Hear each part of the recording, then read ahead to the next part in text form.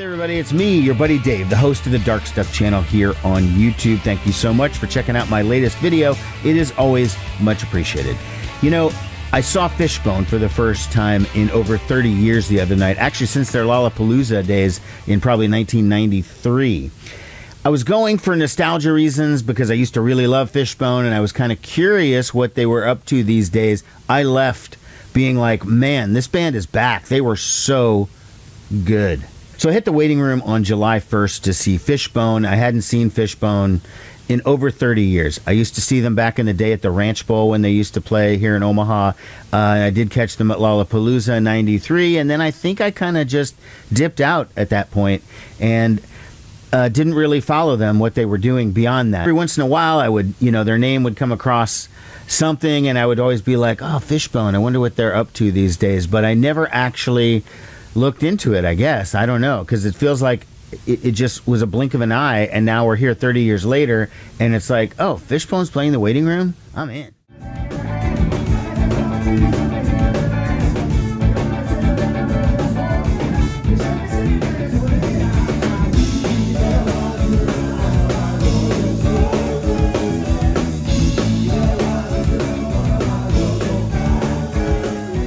Band's on tour in support of their brand new album Stockholm Syndrome, which I hadn't had a chance to listen to before it came out, but I have subsequently since the show, and it is really, really good. Okay, now, a lot of legacy bands, when they get together and do new music, it's really not that great. It doesn't live up to their old standard, and I actually think this new album is maybe the best thing they've done since the late 80s, early 90s. So Fishbone's sound in the 80s was just so amazing. It was like ska and punk and funk and R&B and hard rock and all these things mixed together. Plus they had like a social consciousness to their lyrics. They had party songs and some super sexist stuff like Lioness Bitch and Charlie and whatever, but they also had a real strong social conscience, and they always had really, really interesting political takes in their songs. It was kind of overwhelmed by the wildness of their shows and stuff like that, and that's not what people necessarily focused on, but it was a huge part of their sound. As they turned into the 90s, the band's sound sort of changed as music did in the 90s, They started implementing more of a metal or a hard rock sound, and in 1991, when they did that album, The Reality of My Surroundings, that was without a doubt their most popular record, sold the most copies, and had hits, Sunshine Saturday and Everyday Sunshine, or Sunless Saturday and Everyday Sunshine, sorry. And I didn't really like the move into hard rock. I always considered myself still a Fishbone fan. I didn't dislike it enough to be like, oh, they suck or whatever. I just didn't, I didn't like the metalness to it. And on the next one, when it was like, give a monkey a brain and he'll swear he's the center of the universe, that was kind of where I dipped out completely from the music. I saw them on that Lollapalooza tour, and they were great, and they were always still an amazing live band, but I sort of felt like if this is the turn they're going to take, then I'm not going to follow along, Which brings us to now, 2025, and the current version of the band, which has Angelo Moore, who's always been there. He's the basic front man. The thing about Fishbone, they don't have a lead singer. I don't call him the lead singer because a bunch of them used to sing. A lot of different guys used to sing in the old days. Norwood Fisher used to sing. Walter Kirby and Kendall Jones and some of these other guys, they all used to sing also. So he was maybe the dominant singer, but not the lead singer. But let's call him, for lack of a better term, the lead singer. Chris Dowd is back. He'd been gone from the band for like 20 years. He's been back for a number of years. I positioned myself pretty much right in front of Chris Dowd and his keyboard because, he wobbles, he throws it all over the place. He's pretty wild. I was positioned right there. The rest of the guys, there is a guitar player, Tracy Singleton, I think is his name, who is not an original, but he's been in the band over time for like a really long time, maybe 15 years or something like that, and he's back in the band. The other guys were kind of new.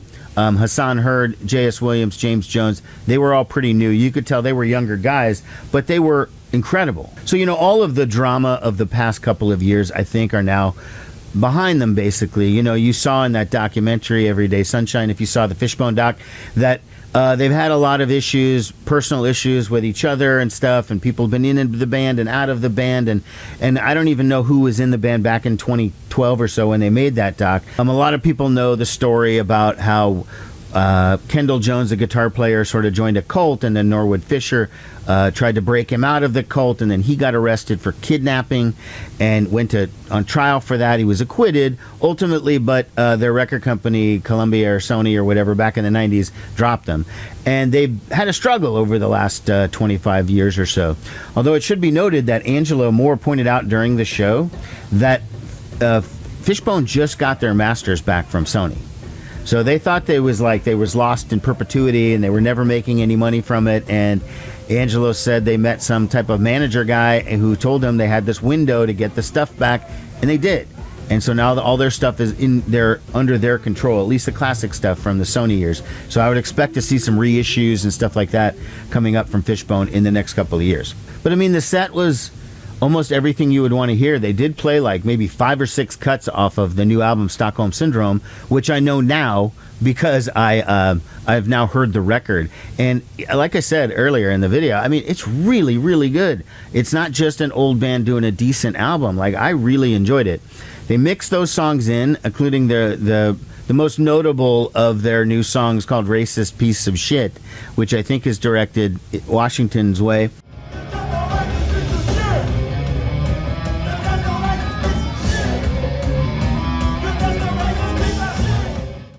They also played like Ugly, Skankin' to the Beat, and when they played Skankin' to the Beat, Angelo Moore's daughter came up on stage, and she's not a kid, she's an adult, but at first I was like, oh, does she live in Omaha? Is she just here just for the night or whatever? But no, she's traveling with the band. Okay, I just didn't know who she was.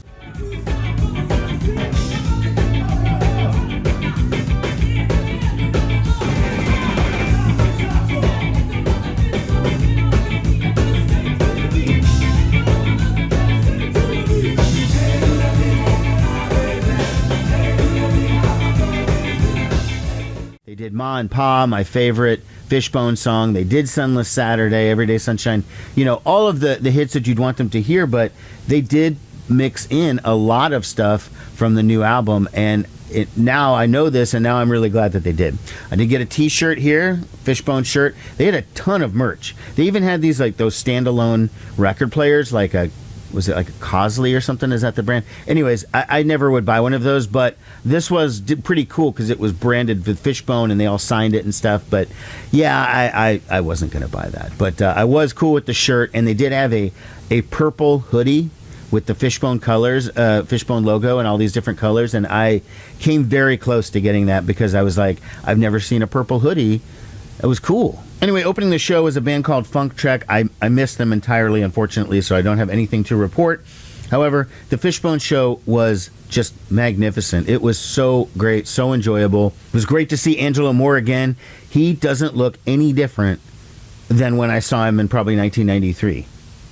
Or in the 80s. I mean, he looked identical. Like he hasn't aged a minute. He's still very dominating on stage, he's great. And I felt bad for the roadies because those guys run around and just push shit out of the way all the time. And, then Angelo would grab his theremin and bring it up and do this, and then he'd move it off the thing, and then he'd hit this thing, and then he'd grab his horn. And, he kept the crew, very busy. It was an exciting show. Again, Fishbone is red hot. That's all I'm going to say. I'll leave you with a clip. Thanks a lot for watching, everybody. Take care. Bye-bye. No.